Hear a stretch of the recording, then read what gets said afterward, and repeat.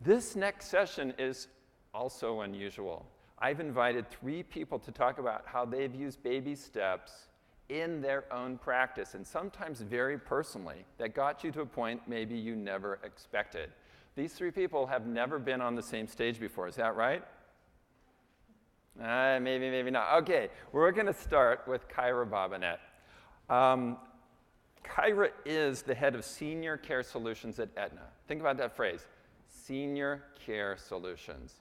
And part of what she's doing is developing a suite of products that are simple and integrated to help people, seniors, help people who care for seniors do a better job of that. She got her master's in public health at Harvard University. Next, after Kyra, I'll introduce Ronnie and then Alexandra. So Kyra, why don't you take it away right now? Please welcome Kyra. Thank you. Space filler. So I'm really bummed about already having my presentation queued up because is it somewhere? They'll get it on. Okay. Because I have a video at the beginning of this that I thought was really cute. So I'm actually going to interrupt myself and restart this so that you guys can see this. Let's see. Can we get the slides up? There it is. You got it. Yeah, I wanted to go for the cheesy awe factor. But it occurred to me in talking with BJ about directionally how this talk should go, that baby stepping is very unstable and you fall a lot. So I'm going to share a personal sequence with you through a story that I injected with a lot of tips that I feel like would be generalizable to anybody, anywhere doing baby step kind of innovation within your own environment, whatever you're in, academics, corporate, nonprofit, whatever your thing is. I want to start with a myth that I often hear, which is that a lot of people think that I have such great ideas that if somebody just gave me a wad of cash, that I could make that change. I could change the world. And that might happen to you, but more than likely, you're going to baby step your way there. So I want to debunk this myth. And in this presentation, I'm going to share 3 points and 1 bonus thought at the end to kind of get through this myth and show you another way. Aetna's been my first corporate job. I started in 2008. Kyra, we're going to try to get the screen fixed. Okay. So this flashing is not part of the experiment, okay? Yeah. For those of you with seizure disorders, I'm sorry. Do you want to keep going or have me say something? I don't know. What do you mean, while we're doing it? No. Okay, I'll keep talking. Is this on? The handheld on? Okay. There we go. Go back to this one. So Aetna was my first corporate job. I was recruited out of Harvard, as BJ mentioned, as the medical director of health and wellness innovation. So the expectations were really high. It was the first role of its kind. And as you all know, in the recession of 2008, I came into a lot of corporate upheaval, layoffs, a lot of depression, a lot of stress and anxiety, and complete change, organizational change. Otherwise, healthcare was upheaved as well. And in the process, in the midst of these layoffs, all of the budgets, it looked like, were kind of resorbed up to the mothership. Thank you. Up to the mothership, and there was no money around me anywhere. So here I was, expected to innovate with $0. So I thought it made sense to share with you the first point I wanted to make, which was to sum it up in earn your zeros. If you start with nothing, then all you can do is go up from there. So I want to show you a journey of zeros that I took on. My first amount of zeros was 2 zeros. I asked for 2 zeros in amount of funding from my boss, and I spent those on iStock photos for a killer presentation to basically revamp all of our current products with no additional spend, but also just to up the bar on how we present and communicate to one another. So that gave me creative cred to go on to the next level, the 3-0 level. And I happened to go to this really amazing conference that year, and I asked for 3 zeros worth of money to come to this conference. And using the learnings that I had from the conference, it actually lasted a full year and a half, I think, to really put me out there as a subject matter expert and really infuse and bring back to my organization new ideas about how to innovate with zero money. Again, the net is zero here.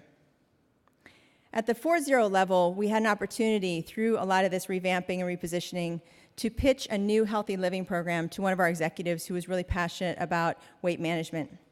And he had basically skewered me on one of my killer presentations before because I talked too much. And so I decided to strategically ask for 4 zeros to create a flash demonstration to show him what this thing could do. And actually it was very successful. Everybody was really inspired. He was pumped up, and he invested at the 5.0 level.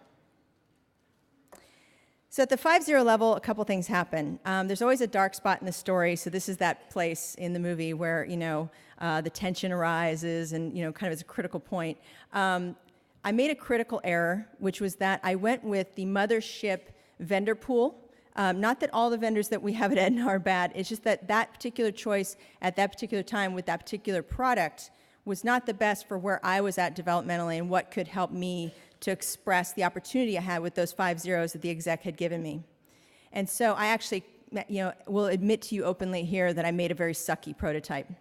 That didn't completely kill my career, though, because I had 2 other 5.0 batches that had been invested in my team, one of which was a mind-body study and one of which was a metabolic syndrome study. And those turned out to be very positive, and so I was then advanced to the 6.0 level. In the 6.0 level, what I noticed is that things got really political, really hot. And there's probably an inflection point financially in your organization, depending on the size of your overall net worth, where people start to scrap fight over dollars. And so here's me. I'm kind of peace-loving California, right? And I'm dealing with a Northeast group of sharks that are not interested in peace-loving California. And so I think that we're all friends and we're all going to, get along and we're just going to, share this pool of money. And that's not how it was portrayed to me. My advice to anybody is ignore the haters. Do not spend your energy on that whatsoever, because your task is a 6.0 task and you have to execute on that at the risk of your own career. And if you distract yourself with haters, you will be sucked into their world and you will no longer be in charge of innovation of anything except for maybe your next career move. With this, there was an algorithm that was really, really critical to our population health management platforms.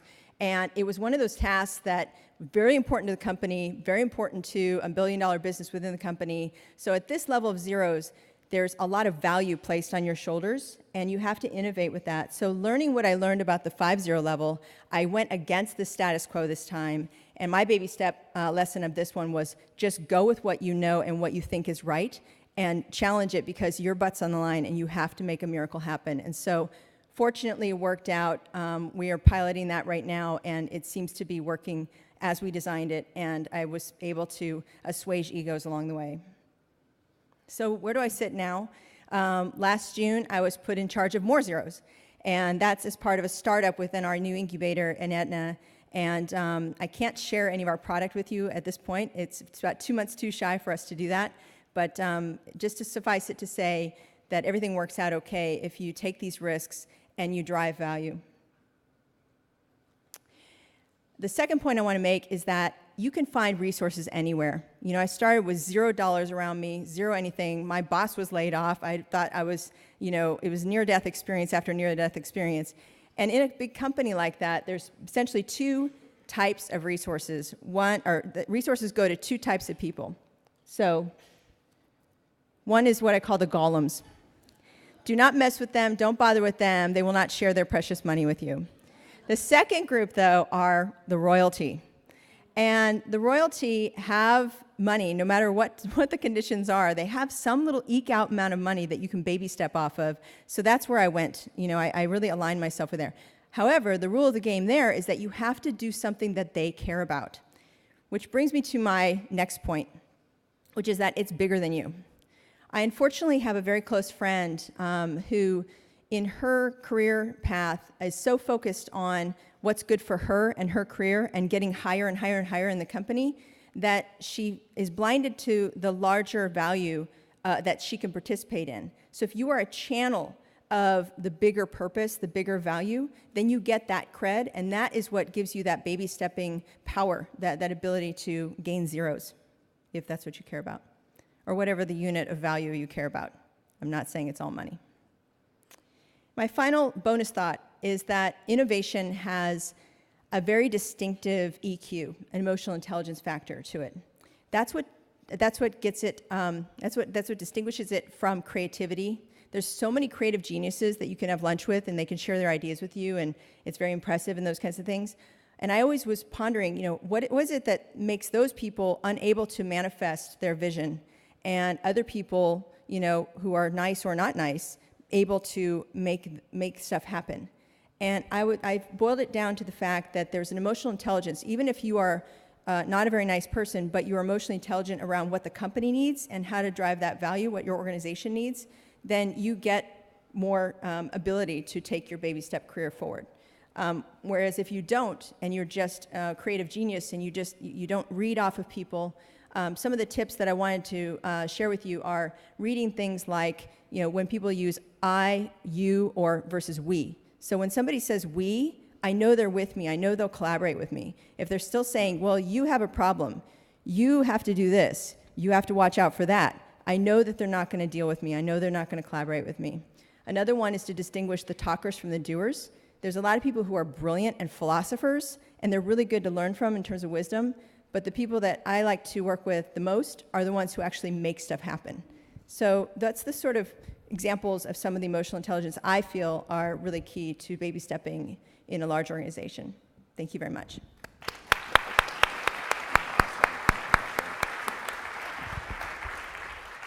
Before Ronnie gets up, Kyra, I'm going to ask you a question. In baby stepping your way to the zeros, which I interpret as ability to influence innovation in a big company, what surprised you most? You didn't know this, 15, 20 years. They didn't train you in school for this. What surprised you? That if you follow your heart and you say what you see in your head and you follow what you think is good for other people, at least in healthcare, that they'll give you the opportunity to do that. And if you're just out for yourself, that you die immediately. So it's sort of almost like a karma commentary, but something along those lines. Next question. Yes. At what point, as you were gaining the ability, budget, influence, what have you, did you realize that you were no longer a beggar but more in the driver's seat?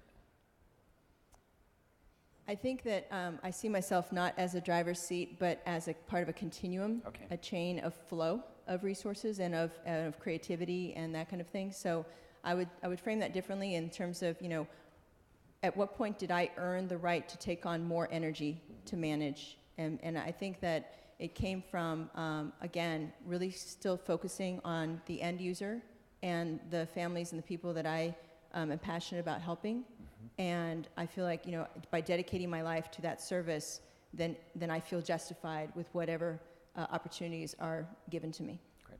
Last quick question. You're doing a good job, short answers. What do you feel now is your limiting factor, or perhaps along the path? Was it money? Was it talent? Was it organizational political buy-in? Or something else? Right now, going forward? Yeah. For me, it's a mental encasement around, because I grew up in Oklahoma and my mom was a single mom, and we lived off of, $11,000 to $14,000 a year. There is a poverty mindset that is at the back of my unconscious that I worry about in terms of how comfortable am I when you start piling on more zeros. Right now I'm comfortable, but it's a stretch, and now as you get more and more, I feel more and more responsibility and more that I'm out of my sort of home base. Yeah. Do you know what I'm saying? Awesome. Thank you. You're welcome. Thank you for sharing. Thanks. Awesome. Ronnie Zeiger, go stand up at that podium. Yay, Ronnie. Some of you may know that Ronnie was most recently at Google as I got to get your title, like Chief Health Strategist at Google. You are no longer at Google. You are now at Impatient Science, which we'll probably learn a little bit about. He did his MD at Stanford. See, we're having 2 MDs in a row here. You also write for Huffington Post, ABC News. Ronnie, it's great to have you on the program. Welcome back. Thank you. Such a pleasure to be here. I'm a little nervous about this discussion. I haven't done one quite like this before.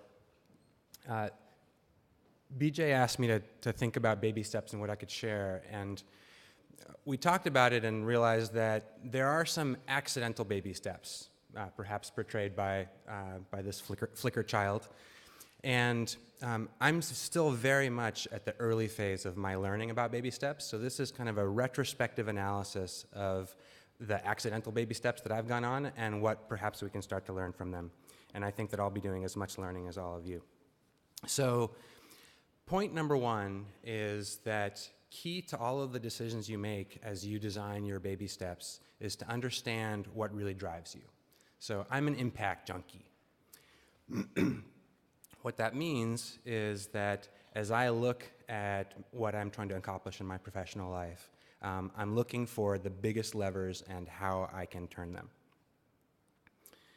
When I was a college student, I was a science geek growing up, and I decided that unlocking the mysteries of molecular biology and figuring out how genes and related attributes varied among people, how we could manipulate them, how we could learn from them, that would be the way that I could have my biggest impact. That's how we could figure out how to fix cancer, how to fix HIV/AIDS.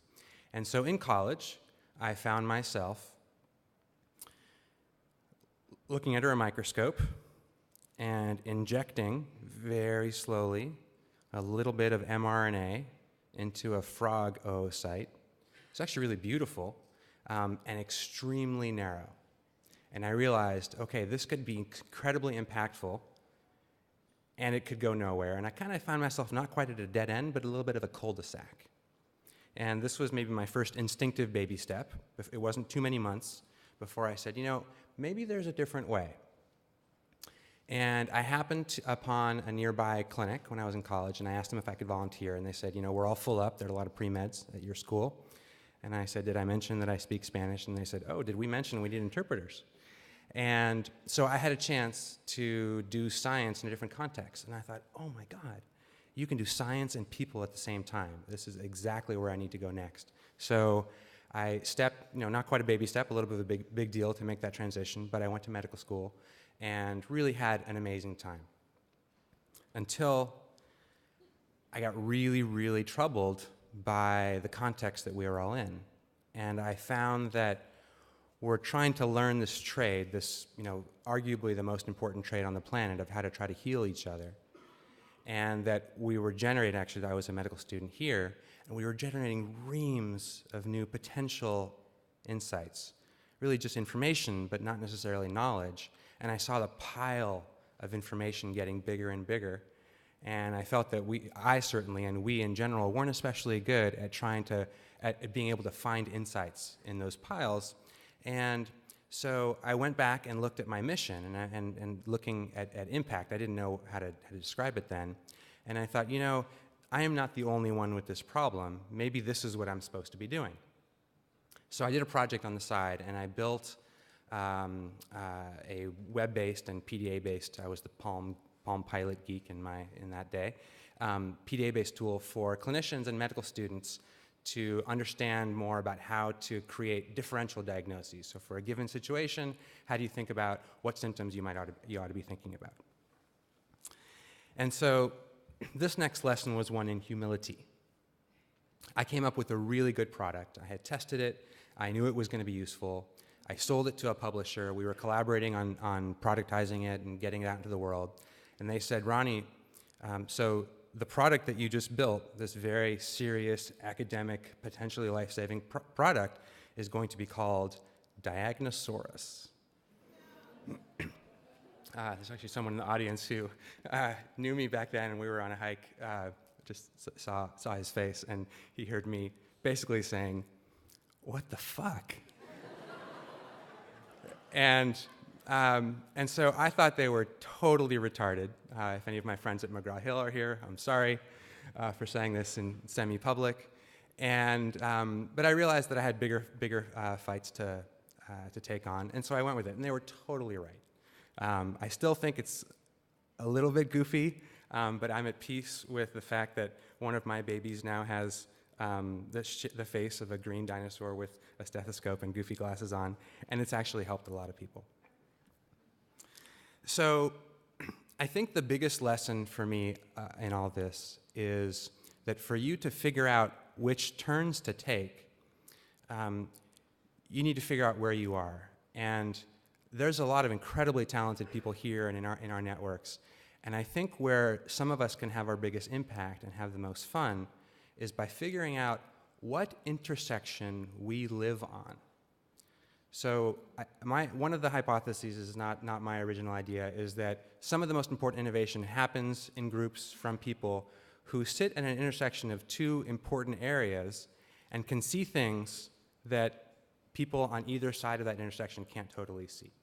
So an example is my wife. She lives, from a professional perspective, she lives at the intersection of nutrition and early childhood education.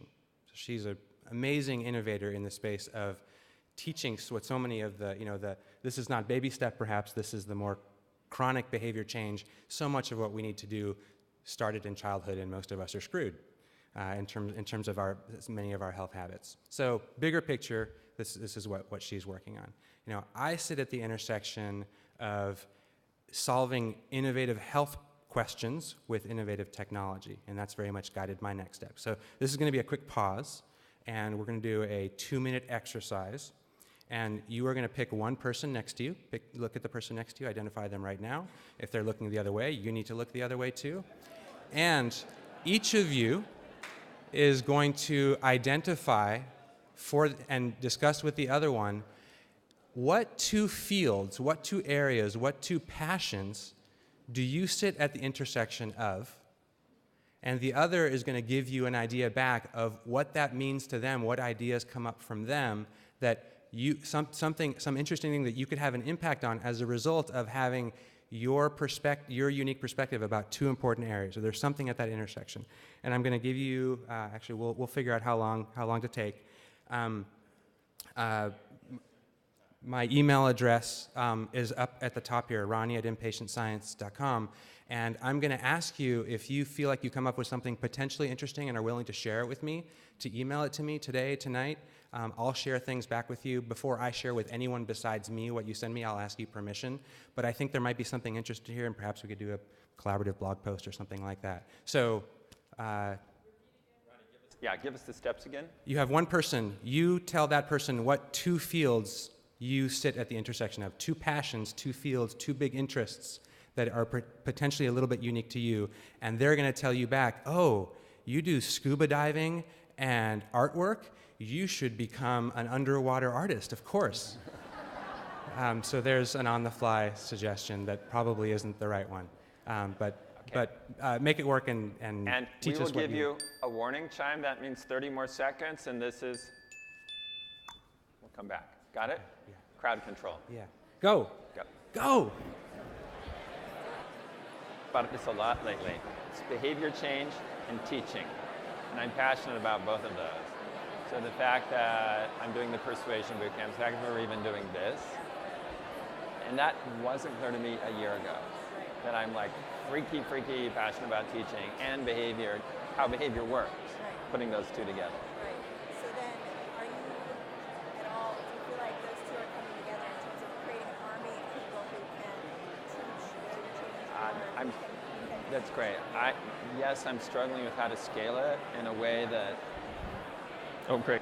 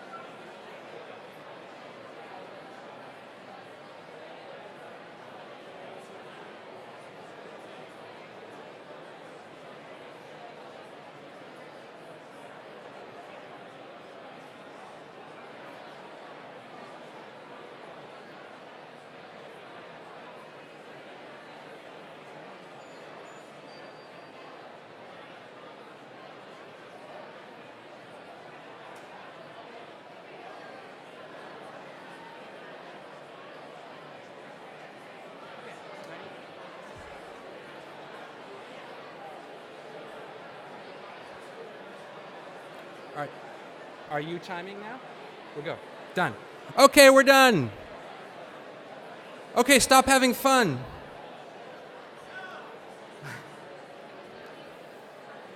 Ding, ding, ding. Good job, Ronnie. So, please take a moment to think about if there's something that came up in that conversation that might be a little bit of a pearl of something. Please send me an email about it. I'd love to share with you anything that it makes me think of, and will help us think about if this kind of conversation is useful for the future. Ronnie at impatientscience.com. So back to my path. Perfect. So I was at this crossroads where I was understanding now what my role was going to be to convince people, sometimes trick people into being healthier by formulating interesting health problems and solving them with innovative technology, which I had some experience with. And so a few baby steps later, I ended up knocking on the door at Google and starting a program there which was built around a few different ideas where Google could somehow help people be healthier. And one of the ideas was, well, I have to give credit, some of you may know Hugo Campos, who's a wonderful man and who wants his damn data, in particular, the data that his implantable cardioverter defibrillator is generating. He would like that data. So he created this graphic. That's him, and that's some artwork coming out of his ICD. So part of the idea, we had a philosophy that said, well, we don't totally understand the space. We're not sure anyone does. But what if we made it easier for people to have their information, people to have the context for their conversations? And we built a bunch of stuff. We took baby steps, we took elderly steps. There were, or giant, Andre the Giant steps, and took a while to figure out that what we did wasn't working. And so when I thought about what wasn't working about it, from my own personal path, I realized that the missing element was conversations, stories. And data without the context of stories is very hard to make use of, very hard to be inspired by, and very hard to learn from. And storytellers, patients as storytellers, are where I think an important part of the future is. And I'm going to share with you a model that I'm working on right now as part of the new company, which we're not really going to talk about here. Happy to share it with you later.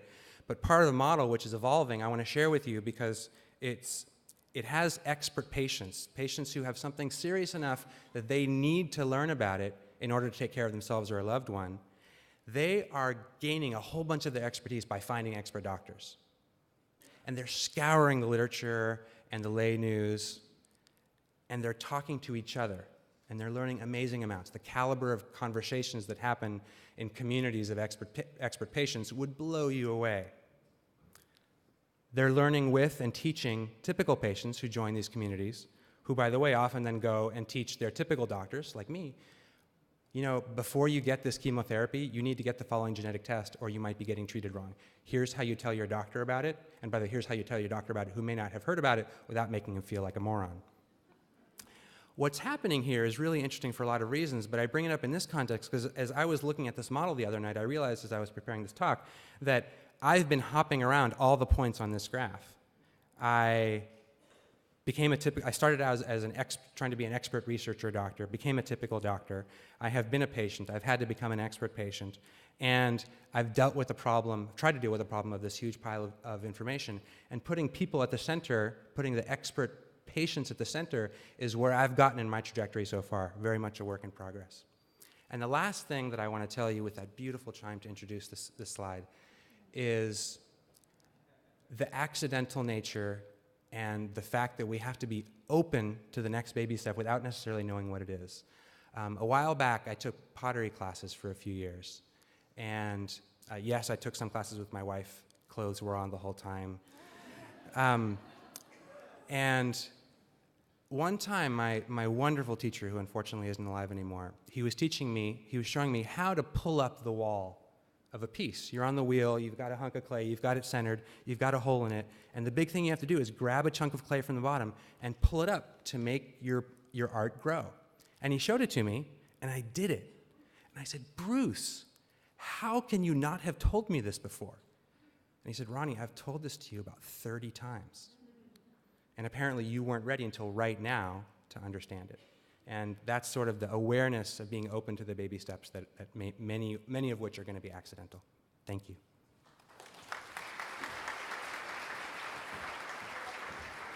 Thanks, Ronnie. Ronnie, I got a quick question for you, and I'm going to use sort of a metaphor. I don't know how you're going to respond to this. Really love the crossroads idea. I've never heard that before. That was really new to me. In the process of figuring out where you're going, when is the baby stepping, moving forward, not knowing matter, and when does, no steps matter? So this is about reflecting versus Yes. stepping? Yes.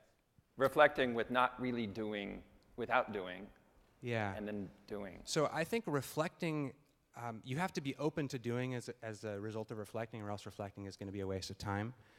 For me, it's all about sharing ideas and listening to the people who, well, I'm going to answer very indirectly. A lot of people think I'm an expert in a lot of things. Some of you may. I'm going to dispel an important aspect of that. To me, so far in my career, the only important relevant aspect of expertise is if someone thinks you're an expert. Someone thinks you're an expert, they ask you a question, you give them feedback. Some of the people that I work with are smirking. And you learn from the now 4 people that are asking you. And so there's a lot of self-fulfilling prophecies here. The part about baby steps versus reflection is that I think reflection in the context of being willing to change paths is fundamentally a baby step. So I don't, you know, the question is the wrong question. All right, good answer, nice. Alexandra Drane, welcome to the stage of Mobile Health. Alexandra is the founder and chief visionary officer, is that how you say it, of Eliza Corporation. And she may explain some of what that's about. The thing I find incredibly remarkable about Alexandra is she is willing to say things that you might be thinking but didn't dare say. She has this really fun, crazy side. But in addition, after I invited you to speak here, you and I were at a dinner for kind of health people. And she said some of the smartest things, summarized where people are at, said really smart things moving forward. So you really stood out to me in that way. So please welcome to the stage, Alexandra. It's true. I actually get in trouble a lot for doing what my company calls going off the plantation. So I usually have a disclaimer that says everything I'm saying is only to do with me and no one can ever be held accountable for it, ever. And I want to start a magazine called I Said It, But You Thought It. Because what I usually find is that we all have these thoughts. It's just I'm the only one stupid enough to actually say it out loud. So I was thinking a little bit about this, and I told Ronnie I actually prepared. I don't usually get so nervous that I actually wrote out word for word what I wanted to say, and that I think is somewhat related to the fact that I didn't go to Stanford or Harvard. And even getting onto a campus for me makes me nervous. I start to panic that I haven't read enough, or I didn't study enough, I didn't prepare enough, I'm not ready.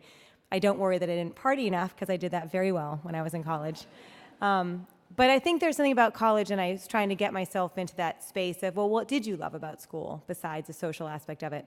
And what I loved was when my curiosity got piqued. I loved that. I loved learning, and BJ piques my curiosity, and a lot of what you guys have been saying today piques my curiosity.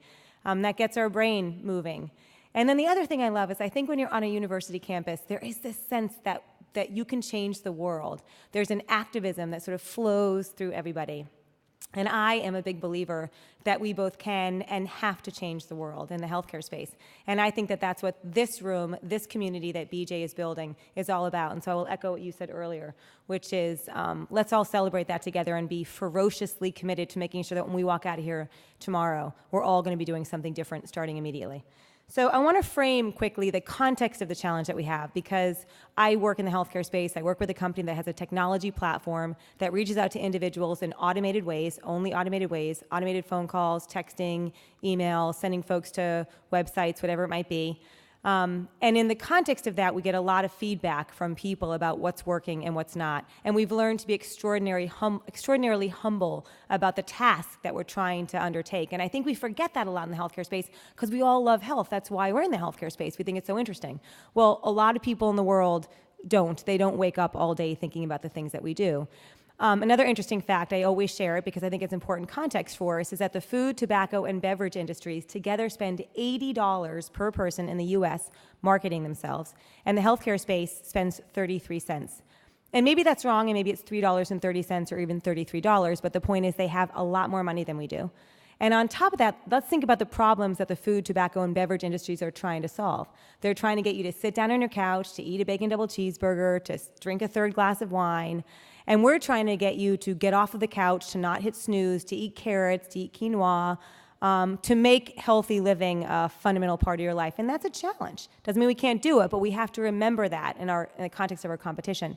And then the last point I want to make, because this is what's so important for all of us, all of you out there who are working on this stuff, is this is an example of the stuff that our customers are big health plans, big PBMs, big pharma companies, and these are examples of things that they send out to people in the context of encouraging them to take.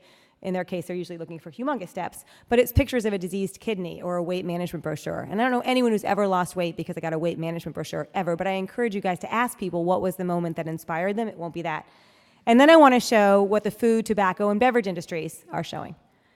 And I didn't get this from naughty magazines. This is not me going off the plantation. This is like from Time Magazine and Newsweek. And I'm caring about this stuff now, A, because it's our competition, but also because I have small children. I'm like, wow, they see this stuff everywhere, right? This makes food look really, really good. And I just want to compare it one more time. Picture of diseased kidney, right? Where do you guys want to spend your time? You're going to spend your time here.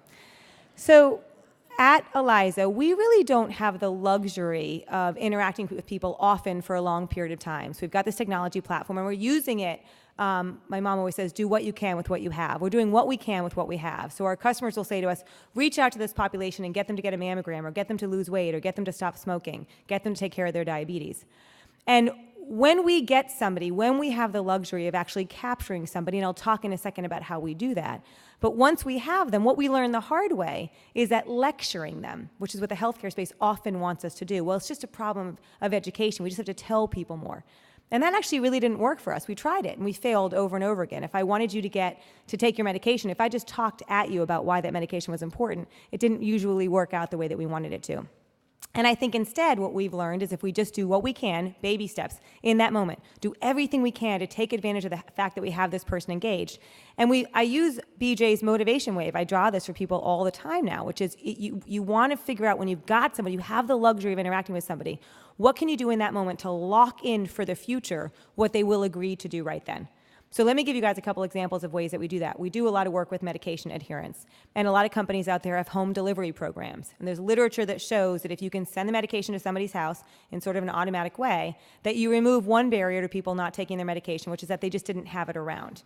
And that home delivery, in fact, then increases adherence. So we'll interact with folks and we'll try and sell them on this idea of home delivery. And we'll use things like active choice or herd mentality or loss aversion. Sometimes we just out and out try and cajole them into doing it. And if they say yes, then that's great, because now they're locked in and the medication is going to start coming.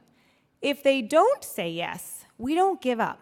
Right? I think one thing about baby steps is don't give up. Keep trying. Be elegant. Don't be a nag, but keep trying. So we'll acknowledge that we heard that they didn't want home delivery right now, but then we'll say, well, and we'll try and figure out some other intriguing catch about it. How about I email you something about it and you can just look at it later? And about 60% of people will say yes to that.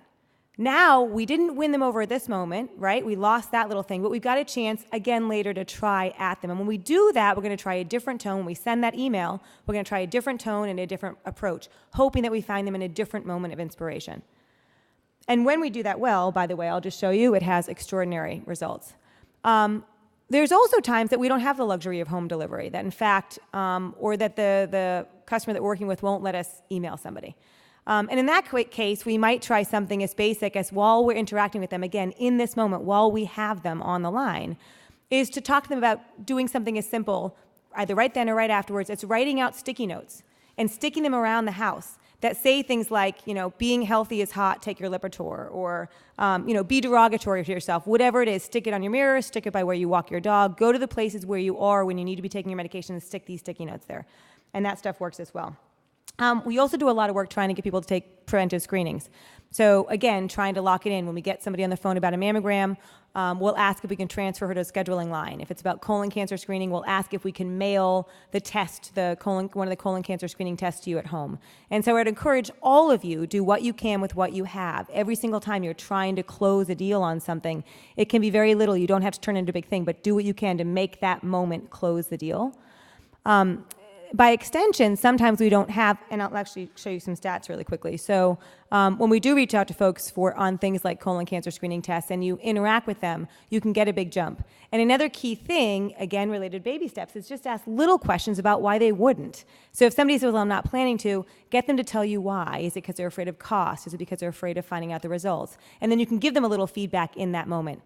And sometimes you'll learn things like women, for example. It turns out, we learn this over time, that 30% of women don't think colon cancer is a female disease. They don't think women get it, right? Because women don't go to the bathroom, so of course they don't get it. That's impossible. And so if you're talking to men and women the same about colon cancer screening, then in fact you're losing 30% of 50% of the population right there. So those are examples of little things that we'll learn that we'll just keep applying. And when we do that, that works. There's also a lot of literature that says maybe we don't have the luxury of transferring them to a scheduling line. But maybe we find out that, in fact, it's because they can't find any radiology site close to them. Well, then we can email them that information. But maybe we can't even do that. In that case, the literature has shown that if you just ask people to commit, so outside of actually making the commitment right then to like a schedule, right, to schedule it, if you just say, will you commit that you will go see your doctor about this? When we ask that in the Eliza interactions through email or over the phone or whatever it might be, we get a 2x. We just got this back yesterday, actually. It was so perfect timing. We drive a 2x improvement in the rate of people who go get that screening. So two good things happen there. One, you get better outcomes, right? But what's the second thing that happens? Now I know the people who said no. Well, guess what? That's great, because now I have people raising their hand, giving me feedback that I've learned over time means not only did they say they're not committing to do it, but probably they're not going to do it anyway. I'm going to shift now because you have to have the luxury of having the opportunity to interact with people to offer them the ability to take these small steps now that lock in for the later. And the way that we do that is really fun. We've learned, I'll give you guys just a couple examples. One relates back to people aren't sitting around waiting to be lectured about their health. So we have a tool at Eliza, I encourage all of you to develop your own, that tracks what are the conversations that people are having at the water cooler, at their dinner table, at the bar. And we put what we're trying to talk about with people in the context of that, because that's what they want to talk about. They might not want to talk about their diabetes, they might not want to talk about their medication, but they might want to talk about the Tylenol recall, or they might want to talk about something else that's happening in the news. Another thing that we do is we leverage Americans are incredibly forgiving, and we see this a lot. Then I think Diamond just did this very, very well. When you roll over and expose your belly, when you apologize, people are willing to forgive. And we watched the Domino's ad. I don't know if you guys have seen that, where Domino's like, our pizza sucks. And everyone's like, yes, it does, but we forgive you. And they're like, and we're learning and we're making it better. And so we've tried that. We're always looking for inspiration. So we tried that in some of our campaigns. And when we found that we're trying to engage somebody and giving us information, if we start not by appealing to them intellectually, but instead saying, hey, we kind of did a crappy job, we're sorry about that, our engagement goes up 33%. I would also encourage all of you to humanize what you're doing. So we find that when we talk to women, when we don't say, get your mammogram because it's important, but we say, get your mammogram because it's a mammogram machine that really misses you. Or we, instead of saying, hey, go take care of your heart because it'll avoid strokes or heart attack, humanize the heart and have the heart reach out to them and say, like, can you take me for a walk? Can you take me to the doctor? Pay attention to me. In fact, our engagement levels skyrocket. There's also some really cool research. We're trying some crazy things all the time, and there's some really cool research that just came out about the power of religion, that even if you're an atheist, sometimes it's easier. You sort of feel committed to follow these rules by God for whatever reason. I don't know how we're going to use that yet, but we are. And I would encourage you guys to all check seducehealth.org, which is something fun that Ronnie and I do on the side. And then another example of a crazy idea, I'm just trying to throw crazy ideas, little steps for how do we start getting people to change their behavior. There's something called an appoggiatura, and it's the explanation of why people cry during a song. And what happens, Adele, someone like you, for example, is a note is introduced that creates dissonance. And it is in the resolution of that dissonance that we have this overwhelming outpouring of emotion. And people like that because it reminds them of being alive. And so at Eliza, one of the things that we're experimenting with, and it'll probably fail, is can we design interactions in such a way that it takes somebody on this little roller coaster, and then we're going to harness the power of that release that they have when they feel good. two other quick points. One is we have become obsessed at Eliza with the notion of the unmentionables. And I think, again, back to the point of the context of what the problems that we're all trying to solve, we have to solve the problems that people want help getting solved. And most people are not sitting around thinking about their diabetes, thinking about the cholesterol, thinking about their blood pressure. They're not. They're thinking about the fact that their husband just lost their job, that they're caring for an aging parent, that their relationship sucks, that they don't get enough action. And those things, if you look at the literature, and we've done a lot of the supportive research on this, those things actually impact your health. They make you sick. Not only that, they suck at your capacity. They suck at your ability to go and engage in these healthy things we want people to do. So we're asking everybody, this room, the whole world, to expand your definition of health and start taking responsibility for these things that we would actually call conditions, things like financial stress, workplace stress, caring for an aging parent. And we've actually got data now that shows, I'll show you guys quickly, that if you look at the predictive power of, we wrap this all stuff up and call it vulnerability, if you look at the predictive power of those life context issues and your coping mechanisms, both positive and negative, it's 3 times as powerful as a compositive traditional disease. So again, I would encourage, if you want to make small steps work, follow, use all the things you're going to learn today, but then to solve the problems that people want help solving. And related to that, one of the unmentionables is sex. And I just recently, I'll start by saying that there are only 2 places that I would rather be than here right now, because I love you, BJ, and I love this place, and you guys are all super cool. One is home with my kids and my handsome man. I have to say that, obviously. And 2 is reading this book. Does anybody know about this book? 50 Shades of Grey. Yes. This book is taking the world by storm. And I just started reading it last night. I'm the idiot who's not reading the e-version, so everyone's looking at me like, oh, mommy porn. We know what you're doing. This has been dubbed mommy porn by the media, and literally it's on like all these bestseller lists. And if you walk by any bookstore, even in conservative towns, you're going to see this front and center. And so I show this just as validation of the unmentionables. People are incredibly complicated, and they're willing and wanting to interact on levels that we don't necessarily think about, and certainly don't feel brave enough to go. And I'm not advocating that we do ads that show people, making love to hamburgers, or that we write porn. But I am saying we have to be much more sophisticated, much more elegant, sort of fight on that turf to get people to pay attention so that they get engaged in their health and change their behavior. And that's it.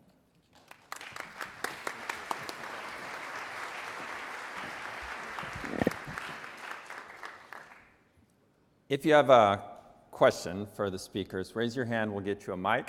I have a question for the speakers. Actually, it's more of a request. I want each of you to come up with a question for the other 2 speakers. I know all of you are great communicators, and I didn't warn you about this, but what question would you ask the other people? What are you curious about? What do you think helps move them forward? While you're thinking about it, pause, go, how to. That's what I asked the speakers to talk about. I think they did a great job. Personal, professional, product, people. How to, not why baby steps. You wouldn't have come if you didn't already have a sense of that. But how do you go back? How to. So listen to that and what the speakers share with you. That's what I really want, besides connecting with each other, is to give you the insights, the skills, the methods to go back and do things that lead to big results. Kyra, we're going to start with you. What's your question for the speakers? I'm really interested in, inspired by your unmentionables thing. Everybody who's successful has these moments where the floor completely goes out and you're completely groundless and there's nothing to hang on to. What do you guys do to pick yourself back up when life completely levels you? I call my wife. We all have our anchors, and you need to have your toolkit of anchors for sure. I think one of the values of getting older is you lose somebody suddenly to death, or you yourself have a terrible, terrible health scare. And that's happened to me. And so what I do, someone came into my office the other day and they were crying. And I knew that she'd had something go on with her health previously. And I said, oh my God, are you okay? Is your health okay? And she said, yes. I said, oh, then we're fine. Sit down, right? I think you have to remember every day, you're alive. Right? Go ahead and fuck up. It's good to make mistakes. Get in trouble. You'll be more successful. Start with a gratitude for just being alive. So I have So what I thought of, I'm fascinated by the explicit discussion of emotional intelligence in business success. Obviously not a new concept, but so I'm just going to answer the question of this is the thing that has me most thinking from this session, me personally. But I'm going to ask Alex a question, which is, how can we make taking your pills sexy?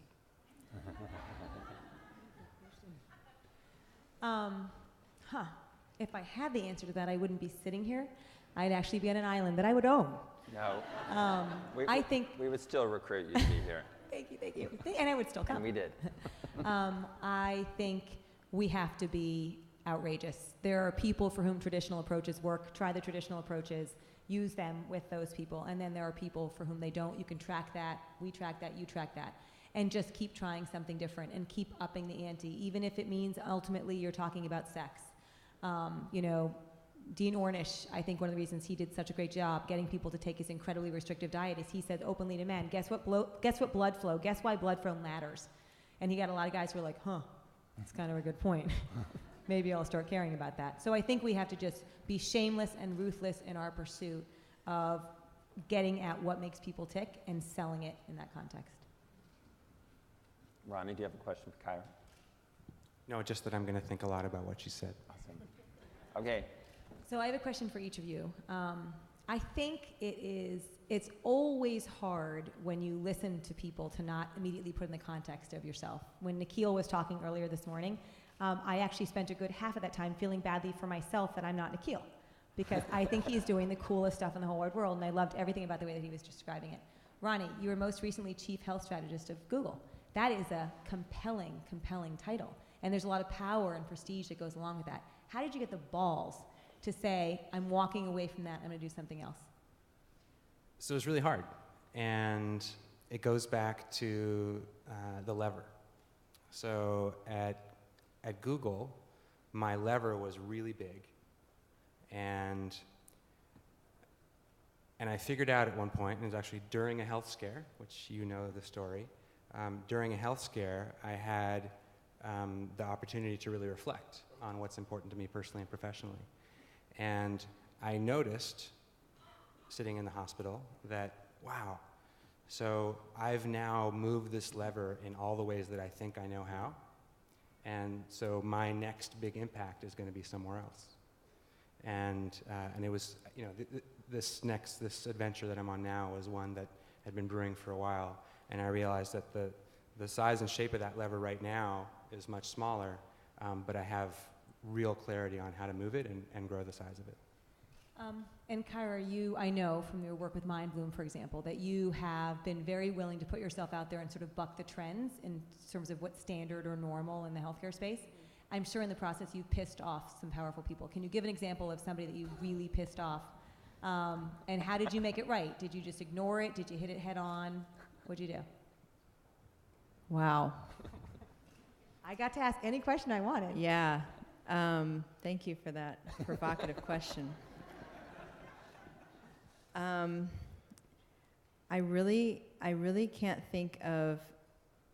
So maybe one of the gifts of my ignorance is that I'm totally not aware if somebody's completely pissed off at me who's really powerful. I have this sort of imperviousness to speaking to CEOs and powerful people. Like, for example, our previous CEO, in order to get the mind-body stress reduction program done and through the way, I actually met with him and I had him do a 2-minute mindfulness exercise with me. And so I'm leading this man through mindfulness. And so whether or not he wants to do this, he's going to do this because my mind says it's going to happen.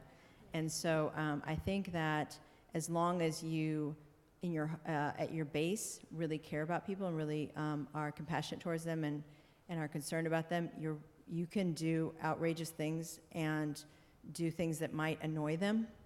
And be kind of annoying, and I'm aggressive sometimes, I'm curt or whatever sometimes, but people forgive me because at the heart of it, I care. And so I think that sincerity is probably protective of whatever consequences come from my lack of polish or lack of insights. Bravery, or from being brave. I think that love is important, and my guess is the other thing that you do, which I think is important for everyone here to take into consideration, is you name it. right? When I make people mad and I can tell that I do, I say, I'm sure that just made you so cranky, let's talk about it. Which I think is key, because oftentimes people get scared when someone's mad and they leave, and it's usually an opportunity to sort of dig in and figure something else out. Great. Let's take some questions from the audience. Yes. Hi, I'm Ed Buckley from the University of Florida. Alex, I have a story and question for you, I guess. Out in Florida, we party really hard. It's known for being kind of a party school. And we were doing a group fitness campaign, and we decided to do kind of your approach. We gave shirts out to everybody on Sunday night, because that was the biggest party night. And it said, party on Sunday, sweat it out on Monday. And the gyms were like, how could you tell people to go out and party on Sunday? And the alcohol researchers on campus the next few weeks saw huge decrease on Sunday nights because you reminded them about working out. So yeah, it was kind of crazy. So really, in an approach to tell people to go work out, they actually stopped drinking as much and weren't as sloppy on Sunday night. So my question for you is, you guys leverage this all the time. When is it appropriate and when isn't it appropriate to kind of say, look, here's the status quo. That's actually our competition, not just, hey, go be healthy. I think it's an enormous, first of all, congratulations, because that's really, really a great idea, and I love that it had the success that it did.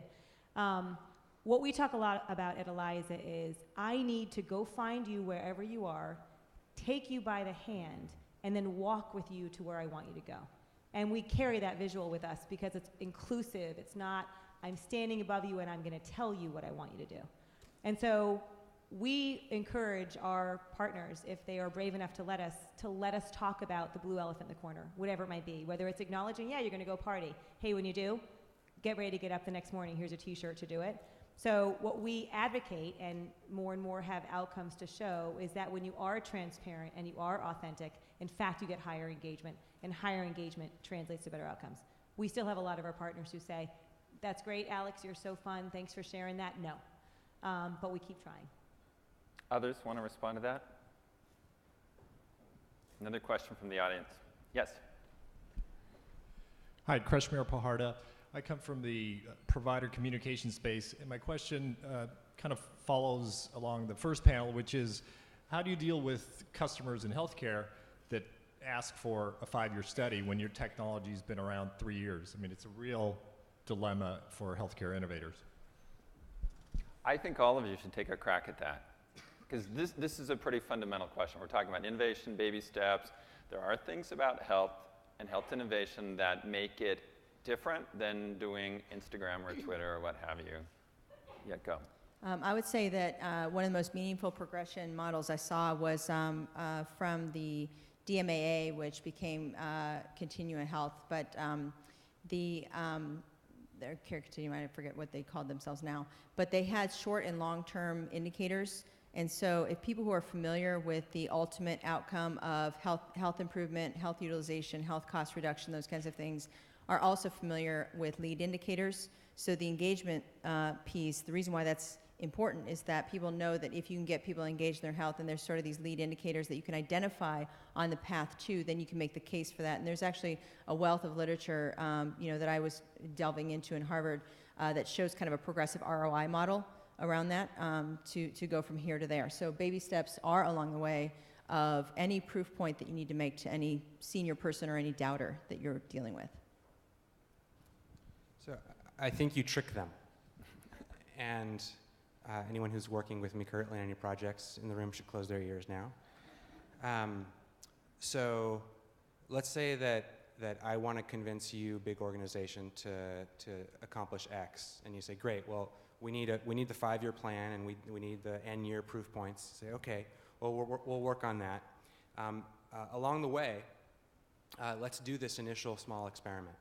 And we need a very small amount of proof. In fact, we can just draw it on the whiteboard right now to agree that this would be a reasonable first step that we'll do in addition to the big experiment. And you're just kind of stalling on the big experiment, because the result of that first experiment, which you will soon have, will show you that the way you were thinking about the 5-year plan was probably flawed. And then you do it again, and then, oh, well, the new 5-year plan was probably flawed. Oh, shit. There's no way we're going to build a 5-year plan that we're not going to keep on changing. And that's part of the point. One of the most important things that I learned at Google is, the best executives there, if you walk into the room with something more than a 6-month plan, eyes glaze over. because the world is changing way too fast. Now, this is different in different industries, but just in the same way that I think we can't be bashful about tricking people into being healthier, I think we can't be bashful about tricking people into innovating more quickly. I agree with both of those. I think another thing is the healthcare space is very, very snobby, and it likes to do things that other people are doing, and that's one of our problems is we're like herd mentality. We don't want to do it unless everyone else is doing it, but you can use that to your advantage, figure out who that organization that you're trying to sell to hates, and then go get a meeting with that person and drop in an honest way, well, when I was meeting with so-and-so the other day about just this very thing, and you will find that right away the person's like, what? Oh, actually what? So that has worked for us over and over again. I hate to say it. How to. Keep going. I can actually validate that. Yeah, and then the other thing is, we say a lot at Eliza that healthcare is bored and healthcare is boring. People are looking for passion. They are looking to be inspired. They are looking to change the world, and often we forget to couch what we are doing in those terms. And so I think when you sit down with somebody to start appealing to their ability to make a substantial difference in the lives of people and make a difference, it really can work. And then talk about things like the transitive property. If we do this and we know this does that, then we should be able to prove already we can make that bigger step. But I would use both of those tricks. Kyra, did you have a follow-on? Well, I was on the receiving end of a ton of startup pitches in my previous role as medical director, and kind of to your point, whenever somebody had some innovation that we didn't want to be left out of, we would hustle and you would light a fire under us. So you just have to work on your story, and you have to work on the baby steps, kind of a combination between the three of us, what we're saying. Great. The term we use for that is scarcity. Create scarcity and leverage it. Okay. So, wow, we got personal really fast. Did we get too personal? Did we get too revealing? Did we get too practical? Okay, they say some things they may not tweet it out, but I think you're keeping it real. Let's thank our speakers for this session. Thank you.